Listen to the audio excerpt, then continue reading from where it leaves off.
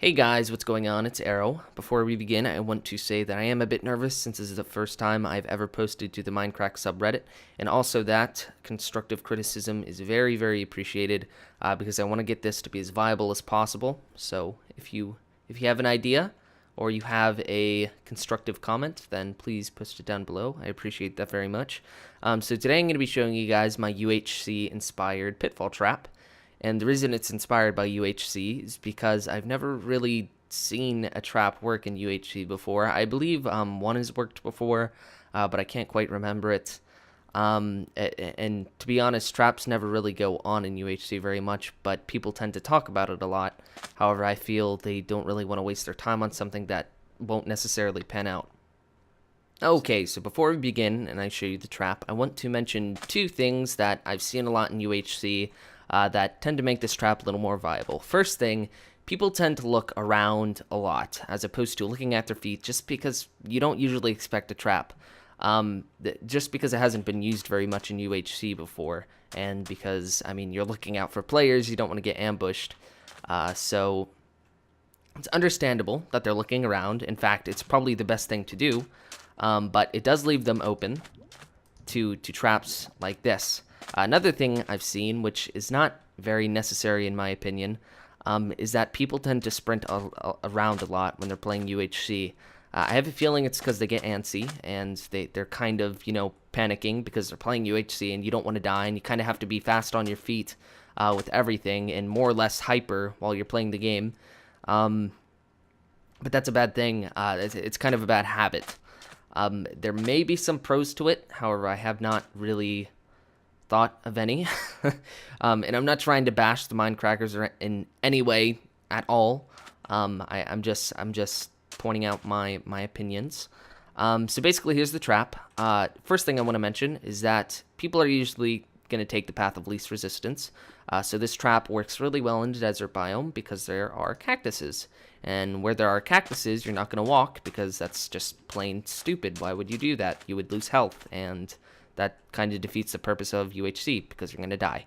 So, that being said, people are not going to go near cactuses, and the reason why it's great in a desert biome is because obviously you can make cactuses look rather natural because, believe it or not, cactuses spawn in a desert biome. So, that being said, this works really well, I think. Other biomes are definitely viable. You can put trees in the way as opposed to cactuses, which make it more of an annoyance than a threat. Let me just go ahead and set the time here to 0. There we go. I suppose maybe making really far drops could be another option of making people go one way and not the other. But I think this one definitely works the best. So anyways, let's apply what I've said before, sprinting and looking around to this situation of a trap. First, I'm going to set my game mode to 0. Whoops, not 1. That's incorrect. There we go. And now let's kind of play this out as if it was UHC. Okay, so let's say you're sprinting and you're looking around. Maybe someone recently shot an arrow at you.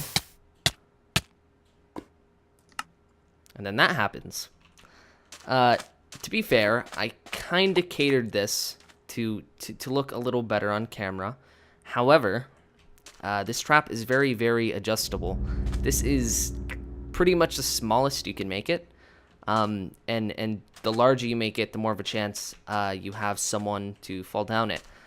If someone were to be sprinting and jumping, of course I didn't make that jump because it's impossible, but if someone were to be sprinting and jumping, just looking forward and not looking around, this would have failed. However, this trap can be extended as much as possible, and I'll touch up on that later when I'm showing you guys how to make it. So how do you make it? Well, the first step is pretty easy. You just have to choose how wide you want the area. This one I'm going to make a bit bigger, just so I can show you guys that it is possible. And it is better the bigger it gets. So you're going to want to choose your area. You're going to want to dig down, I believe, 3 blocks.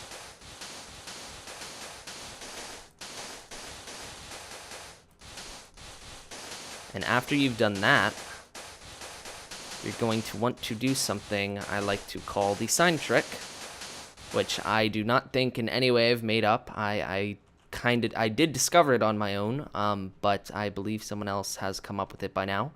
So I'm not going to argue for the title of who has come up with it. But once you've done this, you're then going to want to hollow out the inside from one block from the wall, and you're going to want to make this your pitfall. You can make this as deep as you want. I believe 24 blocks is as necessary as it needs to be. But if you want to go deeper, okay, that works as well.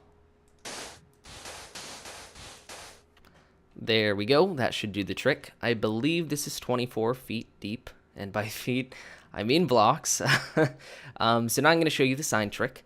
So you're going to need signs, obviously. I have signs already, actually. And you're going to want to place this one block below the surface. And then, after doing that, you just want to place a sign on top of a sign on top of a sign on top of a sign, etc. And then you're going to want to do it to the sides. Now, the beauty of this, and I can show you this right now, because I'm not going to finish this on camera anyway, since it's boring, is that if this block right here is to be moved, then all the signs fall down, which is really nice, because that being said, we could put sand atop it, and, well, we could have some sort of piston mechanism trigger it via the tripwire hook. So when that happens, you'll obviously fall. So let me finish this up, and we can get on to the next step. Okay, so once you've placed all your signs, the next step is kind of optional. I prefer to place the sand, just because it feels cool, I guess. That's pretty much why. And actually, you know what, before you do that, you're probably going to want to make a hole diagonal to this block right here. So here's the sign, here's the block, and here is the hole where the piston will be. And you're also going to have to make a hole right here. Nothing will happen with that, so that is good. I prefer to put redstone there and just put a sand block on top just so people can't tell the difference. And this is where the piston's going to go afterwards. Anyways, you can continue to place your sand. And once you've done that, we can kind of get to the redstone bit. So obviously, beforehand, you're going to want to have, place this in a good area where there's kind of hills, and like I talked before with the path of least resistance, you're going to want it to be, applicable with that. So I'm not going to do aesthetics now, but just to give you an idea, having these, what are they called? Cactuses. Having cactuses, or having as many of them as you can is a good thing. But like I said, we're not going to worry about that right now. We need the tripwire hooks, so let's grab that. We already have some string, and this part is pretty basic. One thing that is really helpful, I find, is putting a block like this in front of it. Now, normally, if you're coming from this side, you're going to be able to see a hole in this pretty easy. You may still fall for it. I probably would, because I'm terrible at detecting traps. But that being said, maybe you won't. Either way, it's just helpful for those with a good eye. And let's see, I have one on this side as well, as you can see right there. I actually placed a cactus right there last time, and I thought that looked pretty cool. Pretty cool. I'm sorry, my commentary's kind of being bad right now, as you can hear. Either way, you're gonna want to place your string. Obviously, that's hooked up now. You're gonna want to place your sand on top of that. Let's see. Okay, that's there. That's very bad. Let's see if we can see it. Not really. From here, you can't really see it very much. Once you hit about here, about this block, you can see it pretty well, but I think by that point, you're probably going to be too late. Either way, it's piston time. Let's get the piston. It could be a regular piston, which is nice. And I believe I placed it right here. No, right there. Why is that? Has this changed or something? What is this? There we go. Okay, sorry about that.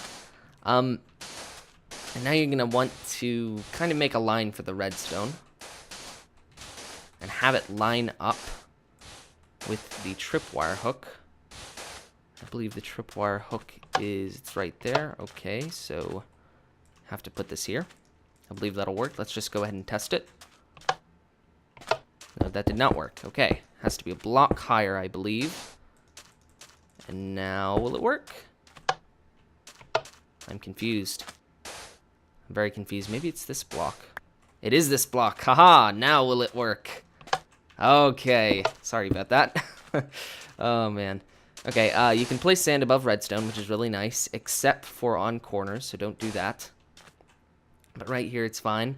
You might want to place something like sandstone above the corner pieces, just so it doesn't interfere, as you can see there. And you can just place sand on top of that as you wish. In fact, it kind of almost makes it look slightly natural when you do it like that, because you end up making sort of a mountain pattern sort of thing.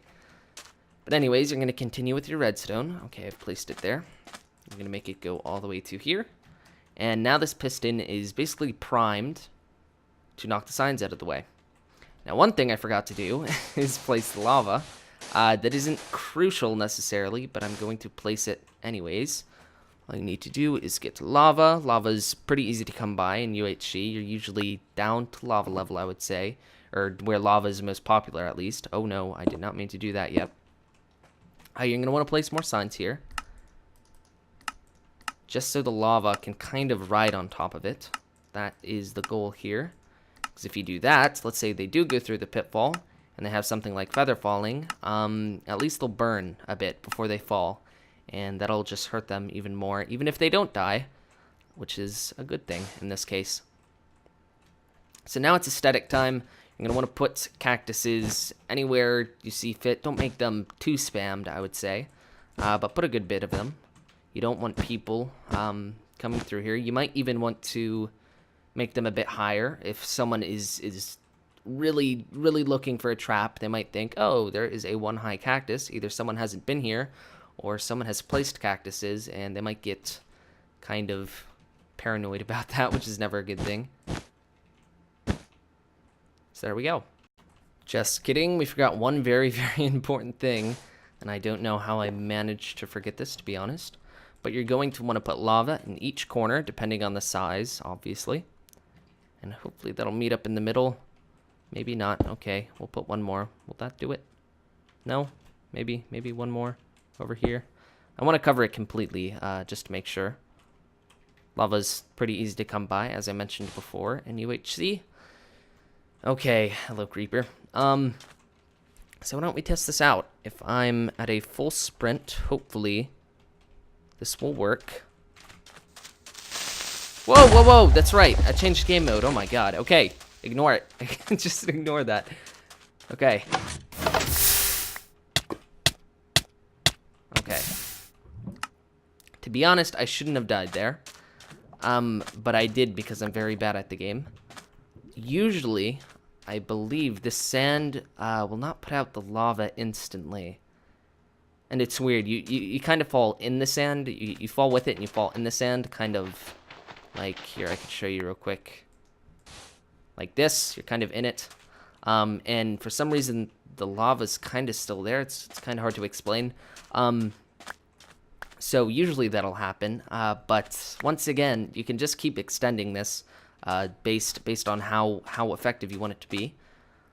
So I think that's pretty much it for showing you the trap. That was kind of a terrible example, but you get the idea. I hope you do anyway. So let's talk a bit about the resources you're going to need. First, you're going to need iron, obviously, for the tripwire hook and the lava bucket. Next, you're going to need a very good amount of string, depending on the size of your trap. For this one, I believe I used 7. Although I'm not quite sure. But string can be hard to come by, especially if you don't want to take damage from spiders. So there's a possibility that this can only be viable if you find a abandoned mineshaft, I believe it's called. So that's one of the cons of it, and I'll talk about some more of the cons later, as well as the pros. You're also going to need wood, obviously, for the signs, many of them. Wood's relatively easy to come by, obviously, unless the whole continent is a desert, but that's not going to happen. So the next thing you're going to need is tools. You'll obviously need tools for digging a decently big hole. And I believe that's it. The lava bucket in there, you're also going to need lava, obviously, unless you plan to make it without lava, which could work as well. The lava's really not necessary, to be honest. You could just make this a pitfall trap and remove the siding here and just make it a bit deeper in case they do have feather falling. And cactuses are something else you're going to need, although those are usually found in the desert. So, not a big problem there for the most part. So let's talk a little bit about the biomes that string is going to show up in the most. In the desert biome, it shows up a good bit, to be honest, but it also blends in a slight bit. I would say this is about a 50-50 blend, I guess. I don't really know how to put that, but for the desert biome, it's pretty good. It's a good average, I would say. Next, we have the biome where it is probably going to be the worst, in my opinion. This is the winter biome, obviously, or the taiga. The reason it works the least is because there's going to be a line in the snow. And that's obviously going to give it away quite well. Obviously, it blends decently well on grass. I would say a bit better than the desert. But as snow is going to be falling, this is going to kind of give it away, I would say. So, as I mentioned a second ago, it's pretty good on grass. You can't see it very well. To be honest, if you're sprinting, you're definitely not going to see it. It's something you really have to look at in order to see. So this is a very good biome for it. The only thing I would say is bad about this is you don't have something like cactuses to really force them to go through an area. Trees can be used, however. You can use them as an annoyance factor and just put them to where they would literally have to go through the tree. And I doubt anyone would really want to go through the tree, to be honest. So that's one thing. Also, you can really disguise it with grass. It doesn't need it, to be honest, just because it's already really hard to see. But who knows? Maybe someone's really good at spotting tripwire, and grass will definitely do you good if they can't see it pretty well. Like I seriously can't see it, to be honest. So I think that's a pretty good biome. Now, the last biome I want to cover, which we're not going to be in, is the jungle biome. Now, the jungle biome, I don't think it would work very well, just because the jungle biome is kind of generated to be messy, and if anyone found a really clear opening, it would probably be too good to be true. Personally, I think that's something that would alarm me, if there were an opening. However, it's definitely possible. So, you could try it in there. Also, if I missed any biomes, please leave them in the comments below, because that's something I obviously want to cover. So let's move on to the next part of the video. We're going to be talking about the time it takes to make this. Now, the amount of time it takes is really dependent on how you've been doing in UHC so far. If you have a good amount of the materials, obviously it's going to take less time. But if we're just talking about the construction of the project, then I think it'll take about 15 minutes if you've done it before. Otherwise, maybe 20, so about half an episode, I would say, which isn't terrible, especially if you get a kill out of it, which would just be freaking magnificent if you got a kill off of a trap. That would be amazing. So that's about it for time. Let's talk about pros and cons. So in terms of cons, as usual with traps, there are a lot. First thing, when you're making it, you can be ambushed. Second thing, the trap can't work sometimes, or it won't work sometimes. You could get hurt making the trap as well. It can kind of be hard to get out of the pitfall after you've made it, although it is possible, quite possible in fact. That's not even a con, actually. I'm just going to shut up about that. And there's a few more, but I seem to have forgotten them, so I guess we could talk about the pros. The pros, you can possibly get a kill or damage someone severely out of it.